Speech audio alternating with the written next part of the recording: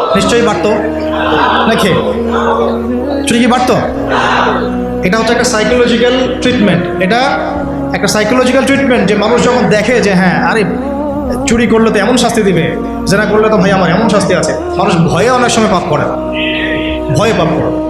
এটা খুব জরুরি। খালি মানুষকে শুধুমাত্র আপনি মানে মিষ্টি মিষ্টি ওয়াশ করে লাইন আনতে পারবেন না। তোমরা ওয়াজের সাথে সাথে কি লাগবে? মেডিসিনও লাগবে। কি লাগবে? মেডিসিনও লাগবে।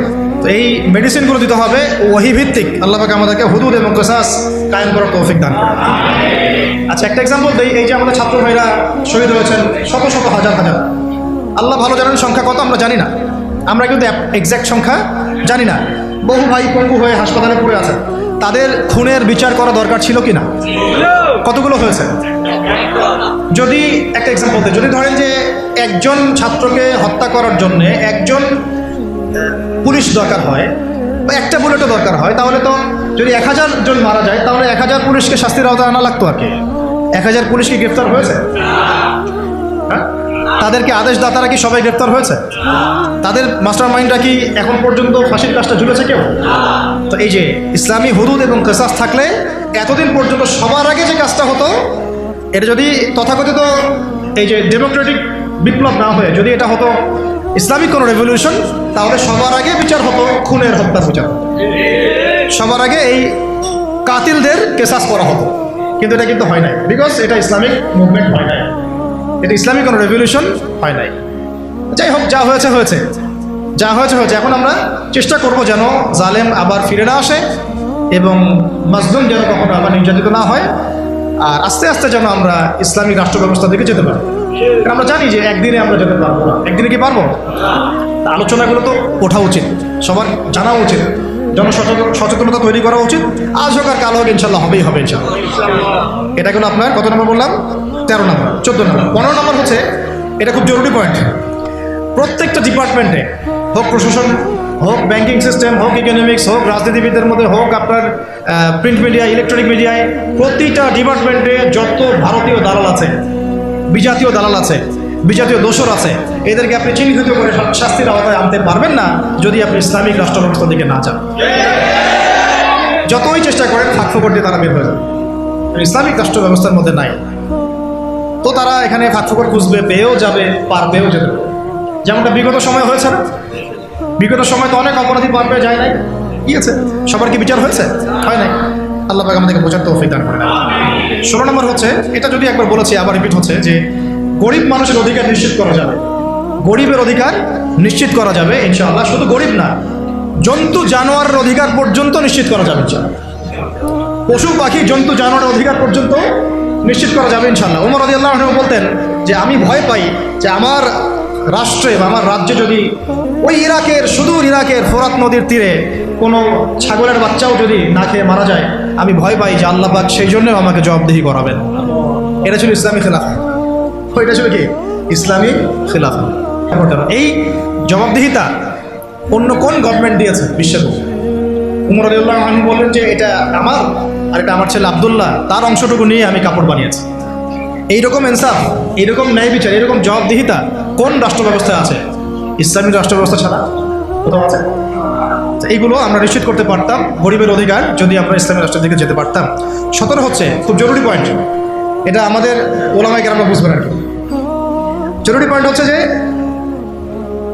বিধর্মীদের কথা বলছি না, মুসলিমদের কথা বলছি।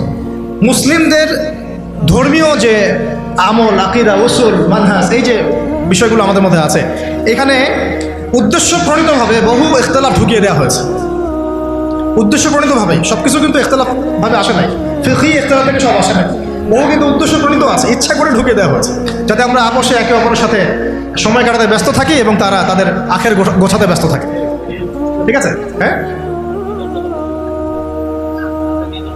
জি, আমাদেরকে লাগিয়ে রেখে তারা তাদের মিশন সফল করবে। অনেক অনেক বিষয় কিন্তু শুধু ধর্মীয় না, বরং অনেক কিছু রাজনৈতিক বিষয় আছে, পলিটিক্স আছে এখানে। তো এখানে পয়েন্টটা হচ্ছে, ইসলামী রাষ্ট্র ব্যবস্থা থাকলে ধর্মীয়, মুসলিমদের মধ্যে যে ধর্মীয় বিভাজন, যে ইখতিলাফ, যে আকিদা, আমল, মানহাজ, মুসুলগত যে পার্থক্যগুলো, এইগুলো আমরা আস্তে আস্তে আস্তে আস্তে কমিয়ে ফেলতে সক্ষম হতাম, অথবা কমিয়ে ফেলতে সক্ষম না হলেও আমরা এটাকে একেবারে সংকুচিত করতে সক্ষম হতাম।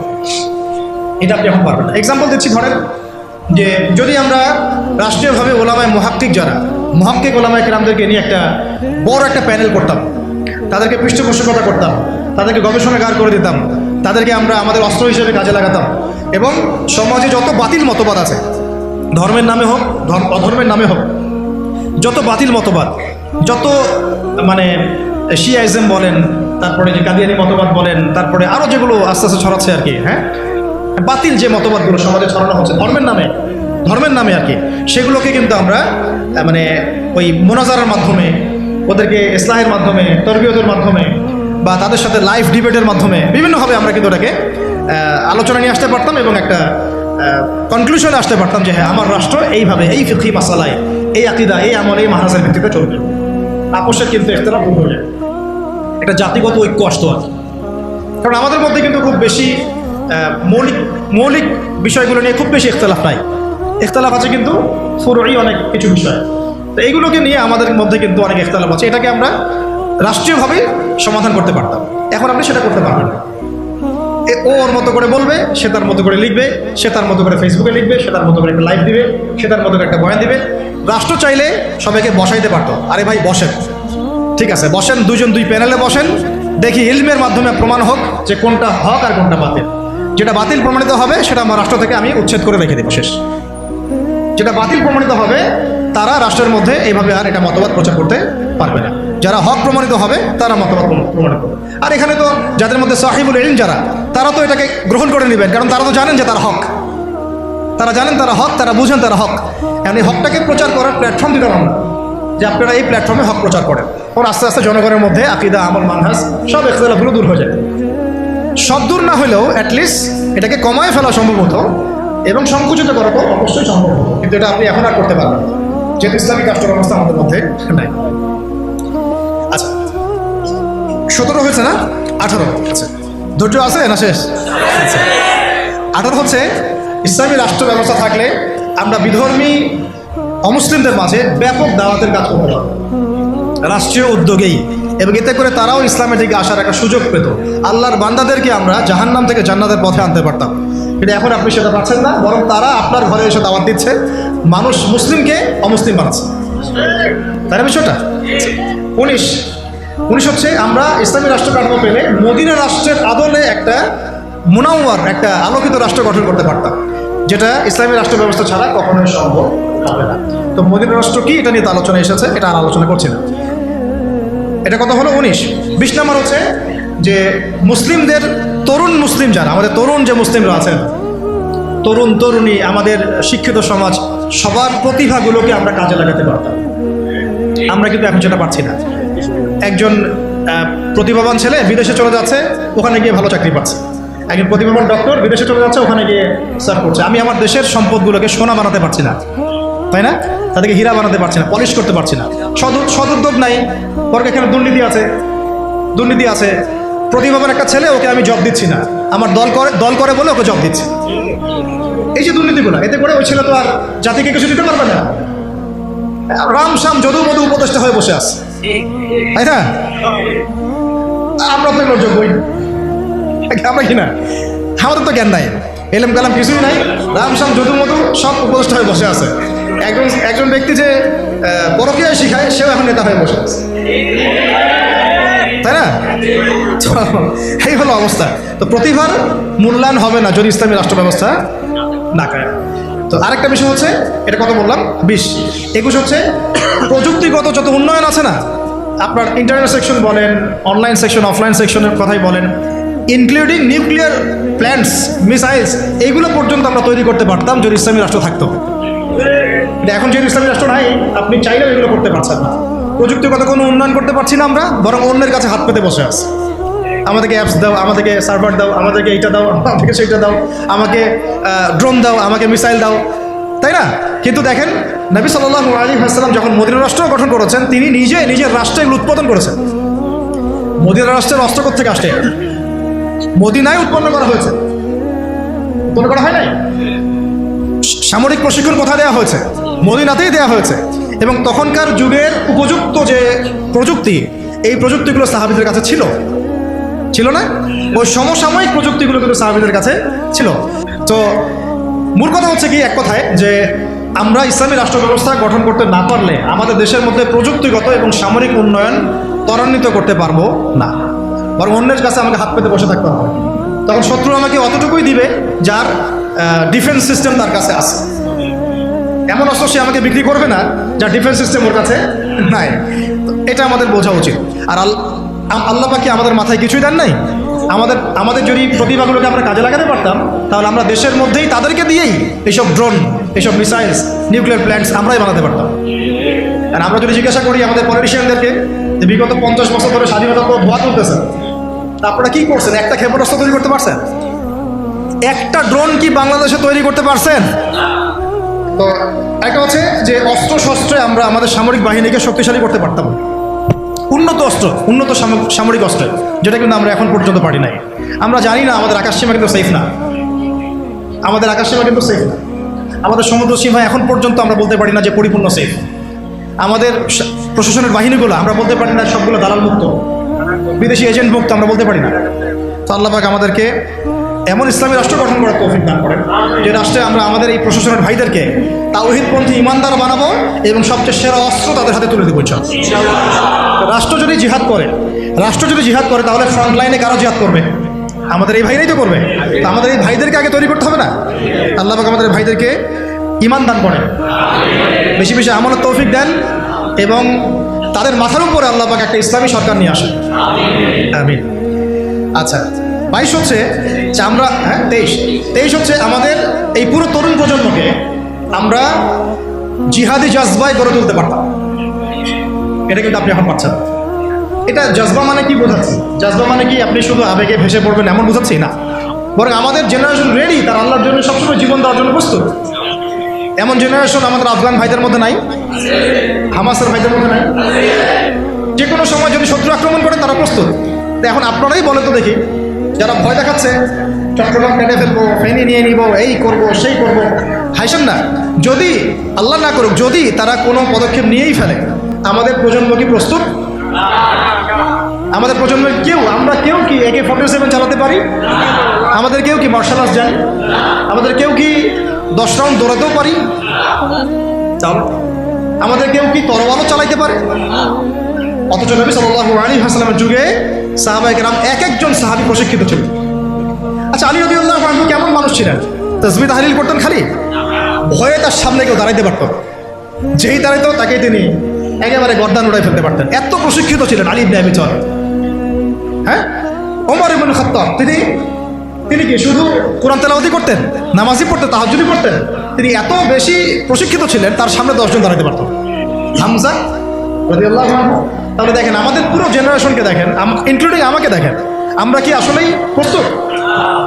দেখা যায় আমাদের গতকালকে বলছিলাম যে 4-5 জন ডাকাত যদি একটা ছোট্ট ছুরি নিয়ে আমাদের সামনে দাঁড়ায়, আমাদের তো ভাই খবর হয়ে গেছে, ভাই কি আছে, সব নেই, তা আমাকে ছাড়, বিষয়টা হল না। কিন্তু একটা সময় ছিল যে আমাদের জেনারেশনের তরুণরা একাই 8-10 জনের সাথে লড়াই করতে পারত, ভয় করতো। দেখেন আমরা কিন্তু এরকম মানে প্রশিক্ষিত একটা প্রজন্ম করতে পারি না, কিন্তু ইসলামী রাষ্ট্র থাকলে আমরা পারতাম না? প্রত্যেক স্কুলের ছাত্রদেরকে আমরা কিন্তু স্কাউটের মাধ্যমে হোক বা মিলিটারিদের আওতায় নিয়ে এসে হোক একটা 6 মাসের ট্রেনিং দিতে পারতাম, কলেজের ছাত্রদেরকে দিতে পারতাম, ভার্সিটির ভাইদেরকে দিতে পারতাম। আমাদের মিসাইলস লাগবে, প্রশিক্ষণ লাগবে, ট্রেনিং লাগবে, তাই না? জাবাজ আমাদের সব অফিসার লাগবে। এই ক্ষমতা বাঙালি জাতির আছে, এই ক্ষমতা আমাদের আছে, আমাদের আর্মি ভাইদের আছে, আমাদের বিজেপি ভাইদের মধ্যে আছে, ওই কলেজে তাদের আছে ঠিকই, কিন্তু রাষ্ট্রীয় ইসলামী রাষ্ট্র না থাকার কারণে, রাষ্ট্রীয় পৃষ্ঠপোষকতা না থাকার কারণে এবং রাষ্ট্রীয় চাপ তাদের উপর থাকার কারণে তারা তাদের প্রতিভার বিকাশ ঘটাতে পারে নাই।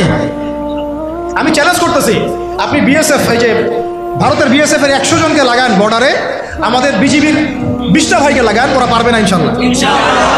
যদি ক্ষেপণাস্ত্র না নিক্ষেপ করে ওরা পারবে না, যদি আসমান থেকে বিমানে ওরা যদি ফায়ার না করে তাহলে ওরা পারবে না, মাঠে ওরা আমাদের 20 জন বিজিবির ভাইদের সাথে পারবে না ইনশাল্লাহ। পারবে না, আমি বলছি, গ্যারান্টি দিচ্ছি পারবে না ইনশাল্লাহ, দেখে নিয়ে। কিন্তু ওরা আমাদের উপরে মানে চড়াও হচ্ছে কিসের ভিত্তিতে? আমাদের আওয়ামদের মধ্যে প্রশিক্ষণটা নাই এবং আমাদের মধ্যে ওই প্রযুক্তি নাই, আমাদের মধ্যে ওই পরিমাণ অস্ত্রশস্ত্র নাই, এই জন্য তারা এই দাপটটা দেখাচ্ছে। কিন্তু আমাদের আর্মি অফিসাররা, আমাদের এই বিজিবির ভাইরা, নৌবাহিনীর ভাইরা, আমাদের এই আপনার বিমান বাহিনীর ভাইরা, তারা অনেক অনেক বেশি প্রশিক্ষিত। কিন্তু আমরা তাদেরকে ওইভাবে ইমানের চর্চায় নিয়ে এসে আল্লাহর রাহে জীবন বিসর্জনের মানুষকে তৈরি করতে পারি না। আল্লাহ পাক আমাদেরকে বোঝার তৌফিক দান করুন। তো এটা আমাদের শুধু তাদের জন্য না, আমাদের পুরো এই তরুণ সমাজ সবাইকেই এই প্রশিক্ষণগুলোর আওতায় নিয়ে আসা উচিত। কিন্তু এটা আপনি এখন পারছেন না। যদি ইসলামী রাষ্ট্র ব্যবস্থা হয় কখনো, তাহলে ইনশাআল্লাহ পারবেন এটা। ঠিক আছে, আল্লাহ পাক আমাদেরকে বোঝার তৌফিক দান করুন। 24 হয়ে গেছে, 23, হ্যাঁ 24 হচ্ছে যে আমরা যদি এক ইসলামিক রাষ্ট্র পর্যায় পর্যন্ত যেতে পারি তাহলে কি হবে? তাহলে আমরা পুরো মানে বিশ্বের বড় বড় যে ইসলামিক রাষ্ট্রগুলো আছে, যেমন ধরেন যে মালয়েশিয়া, তারপরে ধরেন যে সৌদি আরবিয়া বা কাতার বা তুরস্ক বা আফগানিস্তান, পাকিস্তান বা আরও বড় বড় যে রাষ্ট্র, ইরান, যে রাষ্ট্রগুলো মানে কম বেশি ইসলামের সাথে সম্পৃক্ত, একটা ঐক্যবদ্ধ জোট আমরা গঠন করতে পারতাম, ন্যাটোর চেয়েও শক্তিশালী। তখন কিন্তু আমরা ওদেরকে চোখ রাঙাতে পারতাম। এটা আল্লাহ পাক করতে বলেছেন আমাদেরকে সূরা আনফালের মধ্যে, কিন্তু আমরা সেটা করি নাই। আল্লাহ বলেছেন যে কাফেররা জোটবদ্ধ হচ্ছে, তোমরাও যদি জোটবদ্ধ না হও তাহলে দুনিয়ার মধ্যে ফাসাদ সৃষ্টি হবে। হয়েছে, এটা ইসলামী রাষ্ট্র ছাড়া সম্ভব না। একা একা তো আপনি এটা করতে পারবেন। তারপরে আমরা আমাদের মজলুম ভাইদের পাশে থাকতে পারতাম, তাদেরকে হেল্প করতে পারতাম। তখন আমরা ওই ঐক্যবদ্ধ জোট মিলে, শক্তি মিলে আমরা কিন্তু ইসরায়েলের বিরুদ্ধে কথা বলতে পারতাম না? আমাদের গাজায় আমাদের মজলুম ভাই বোনদের পাশে দাঁড়াতে পারতাম। এখন তো সবাই বিক্ষিপ্ত, ওরা আমাদের সবাইকে একা একা বাগে পাইছে, আর কি একা একা বাগে পাইছে। ওই 3 ভাইয়ের মতো ঘটনা হয়েছে। হ্যাঁ, 3 ভাইকে একজন হত্যা করতে চায়, প্রথমে এক ভাইকে গিয়ে বুঝাইছে যে আরে তোর ওই 2 ভাই তো তোকে দেখতে পারে না, ওর সাথে চলিস না, তুই আমাদের সাথে থাক। হ্যাঁ, এভাবে বুঝায় ওকে আলাদা করছে, করে ওকে প্রথমে জবাই করছে। ওর 2 ভাইকে বোঝাচ্ছে আরে ওকে জবাই করছে তো ঠিক আছে, ও অপরাধ করছে তাই করছে, তুই তো ওর অপরাধ করিস নাই, তোকে করবো না, তুই আমার সাথে থাক। সে তার সাথে থাকা শুরু করছে, পরে ওকেও জবাই করছে। শেষমেশ ওই যে ফাঁকা একজন ছিল, ওকেও জবাই করছে। ওরা এই পরিস্থিতিতে গেছে। আল্লাহ পাক আমাদেরকে বৈশ্বিক ইসলামী জোট গঠন করার তৌফিক দান করুন। আর শেষটা হচ্ছে যে ইসলামী রাষ্ট্র ব্যবস্থা যদি না থাকে তাহলে আমরা সত্যিকারের চূড়ান্ত স্বাধীনতা বলতে যা বোঝায় তার স্বাদ আমরা কখনই আস্বাদন করতে পারি। চূড়ান্ত স্বাধীনতা মানে কি? যে আমি শুধু এক আল্লাহর দাসত্ব করব, আল্লাহ ছাড়া অন্য কাউকে ভয় করি না, অন্য কোনো পরাশক্তির দাসত্ব করি না। এক আল্লাহর দাসত্বে পুরো জাতি মিলে আমরা স্বতন্ত্র স্বাধীন। এই স্বাধীনতার স্বাদ আমরা আস্বাদন করতে পারবো না যদি একটা ইসলামী রাষ্ট্র ব্যবস্থা না আসে। আল্লাহ পাক আমাদের সবাইকে চূড়ান্ত স্বাধীনতা অর্জন করার তৌফিক দান করুন। এখন এখানে একটা কথা মিস হয়ে গেছে, যেটা গতদিন মিস হয়ে গেছিল, মনে পড়ছে বলতেই। ইসলামী রাষ্ট্র ব্যবস্থার আরেকটা মূল বিষয় আছে যে কোনো মহিলা নেত্রী আবার আমির হইতে পারবে না। কি হইতে পারবে না? কোনো মহিলা নেত্রী আমির হইতে পারবে না। আর রাষ্ট্র চলবে শূরা ভিত্তিক। কিভাবে চলবে? শূরা ভিত্তিক। তো মাশওয়ারা দিতে পারে, হয়তো মাশওয়ারা দিতে পারে, কিন্তু আমির হইতে পারবে না। নবী সাল্লাল্লাহু আলাইহি ওয়াসাল্লাম তার স্ত্রীদের মাশওয়ারা নিয়েছেন, কিন্তু আমির হতে পারবে না। এটা তো আমাদের এখন এক্স এবং ওয়াই উভয় দলেরই তো আমির হচ্ছে নারী নেত্রী, নাকি তাই না? নারী ছাড়া আর কিছুই খুঁজে পাই না। ঠিক আছে, হ্যাঁ, নারী উপদেষ্টাও আছে। নারী নেতৃত্ব ইসলামে জায়েজ না। নারীদেরকে ওই কাজের জন্য আল্লাহ পাক সৃষ্টি করেন নাই। ঠিক আছে, আল্লাহ পাক আমাদেরকে বোঝার তৌফিক দান করুন। আমেরিকা কখনো নারী নেতৃত্ব নিয়ে আসে না, ইসরায়েল আনে না, পশ্চিমারা আনে না। আর আমাদেরকে শেখায় নারী অধিকার, ওরা আমাদেরকে শেখায় নারী অধিকার। আচ্ছা, শেষ কথা হচ্ছে ভাই, লাস্ট পয়েন্ট, এটা হচ্ছে লাস্ট পয়েন্ট। এখন এই যে এত আলোচনা করলাম, এখন এই গন্তব্যে যেতে হলে আমাদের কিছু করণীয় আছে কিনা? আচ্ছা, এখন এখানে কয়েকটা পয়েন্ট লিখে আনছিলাম যে এখন আমরা তো বুঝলাম এর এহমিয়ত কি, গুরুত্ব কি, না থাকার কুফল কি। আমরা চাই যে আমরা ইসলামী রাষ্ট্রের দিকে চাই কিনা? আমাদের করণীয় হচ্ছে 1 নাম্বার ভাই, 1 নাম্বার ইলম অর্জন করা। কি করা? এই ইলম শুধু একমুখী জ্ঞান হলে হবে না, বহুমুখী ইলম অর্জন করতে হবে, যাতে আমি কোরআন সুন্নাহর জ্ঞান দিয়ে বিশ্বকে ডিল করতে পারি। বোঝা গেছে কথা? 2, ইলম অনুযায়ী আমল বাড়ায় দেওয়া। ইলম অনুযায়ী আমল বাড়ায় দেওয়া। 3, তাজকিয়া অর্জন করা, তাজকিয়া বা আত্মশুদ্ধি অর্জনের চেষ্টা করা। 4, এই তাজকিয়া বা আত্মশুদ্ধি আবার একা একা অর্জন করা যায় না, উস্তাদের সহবত লাগবে। ইলম শিখতে এবং তাজকিয়া অর্জন করতে বরেণ্য উলামায়ে কেরাম এবং বুজুর্গদের সহবত লাগবে। 4 নাম্বার। 5 হচ্ছে যে আমার অর্থনীতি সম্পূর্ণ হালাল হতে হবে। কি হতে হবে? হারাম খোরদের দ্বারা কোনো ইসলামী রাষ্ট্র কায়েম হবে না। ঠিক আছে, বে-ইলম মানুষ দিয়ে ইসলামী রাষ্ট্র কায়েম হবে না। তাজকিয়া যাদের মধ্যে নাই তাদেরকে দিয়ে হবে না। যাদের উপরে মুরব্বীদের দোয়া এবং সহবত নাই তাদেরকে দিয়েও হবে না। ঠিক আছে, আল্লাহ বোঝার তৌফিক দান করেন। 5 নম্বর হচ্ছে, আচ্ছা 6 নম্বর হচ্ছে যে আমাদেরকে শারীরিক এবং মানসিকভাবে প্রস্তুত থাকতে হবে। শারীরিক এবং মানসিকভাবে প্রস্তুতি রাখতে হবে। এটা আপনারা বুঝে নেন আমি কি বুঝাতে চাইছি। 6 নম্বর হচ্ছে যে আমাদের সবাইকে, একজনকে না সবাইকেই সৎ কাজে আদেশ করতে হবেই হবে। সবাইকেই সৎ কাজে আদেশ করতে হবে, সবাইকে অসৎ কাজে নিষেধ করতে হবে, সবাইকে আদর্শ পরিবার গড়ার চেষ্টা করতে হবে। যদি পরিবার আমার কথা না শুনে, আমার আকীদা আদর্শে আমার সাথে না থাকে, প্রয়োজনে আসহাবুল কাহাফের মতো একা চলতে হবে, তাও আপনাকে বাতিলের সামনে আপোষ করা বা আত্মসমর্পণ করা যাবে না। খালাস। 9 হচ্ছে আমাদের সন্তানদেরকে এবং এই তরুণ প্রজন্মকে এবং আমাদের এই সন্তানদেরকে একেবারে মর্দে মুজাহিদ রূপে করতে হবে। বলেন ইনশাআল্লাহ। আমাদের এই তরুণ প্রজন্মকে এবং আমাদের সন্তানদেরকে একদম মর্দে মুজাহিদ রূপে গড়তে হবে। কটা বলছি? 8টা 9টা 9 নম্বর হচ্ছে যে এটা দাবি আমাদের, এবং কাজও কিভাবে করব আমরা জানি না এখন পর্যন্ত, কিন্তু আমাদের দাবিটা উত্থাপন করা উচিত। সেটা হলো আমাদের এই তরুণ সমাজকে, অন্তত তরুণ যুব সমাজকে বাধ্যতামূলক প্যারামিলিটারি প্রশিক্ষণের ব্যবস্থা করতে হবে। এটা ছাড়া আমরা কিন্তু প্রস্তুতি গ্রহণ করতে পারবো। ঠিক আছে, আল্লাহ পাক